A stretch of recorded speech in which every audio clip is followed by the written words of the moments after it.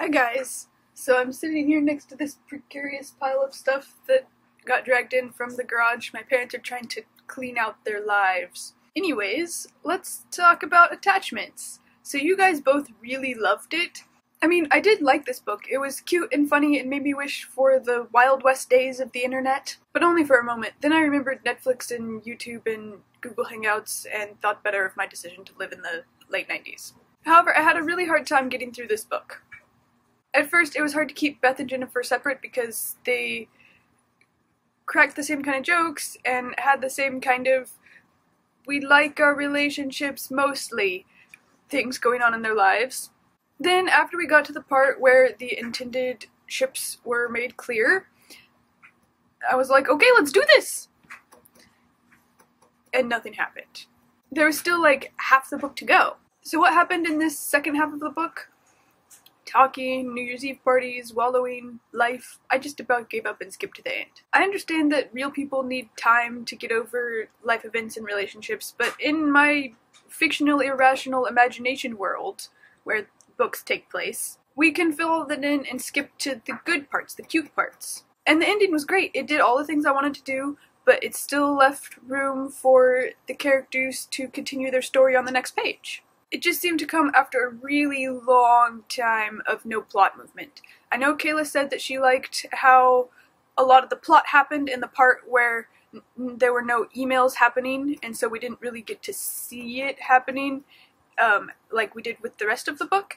And I agree, I did like that. I thought the 3-week period where there were no emails was one of the best parts of the book because it just seemed like stuff started happening. It was the part before that where it just kind of like, come on, Lincoln, just do something already. I suppose Rainbow Rowell was going for, let's let the characters develop. Nobody ever gives their characters time to develop and change properly. But I kept wishing that Lincoln or Beth or Jennifer or even Chris or Eve or Lincoln's mother would just do something already. This was more of a fate will drop the puzzle pieces into exactly the right places at the last possible moment kind of story. It was a good book, hard to get past the middle for me. I was gonna give it 3 stars as I was reading, but then the ending was good and perfect and bumped it up to 4 stars. Okay, so I had the hardest time picking a book for January. I'm reading this anyways, Never Let Me Go. Caleb vetoed it because it's too sad.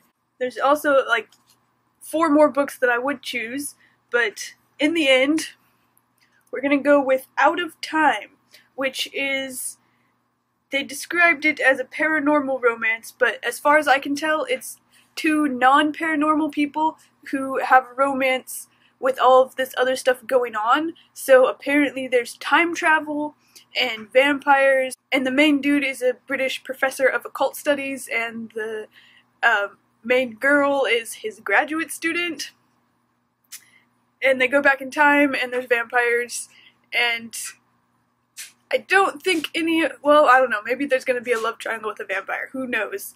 Anyways, I've read the first 11 pages, it is free on Kindle, and that was what pushed this one into the, yes, I'm picking this one because it's free, and we all like free things.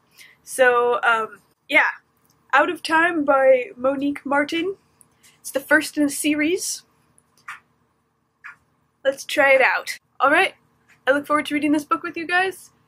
Bye!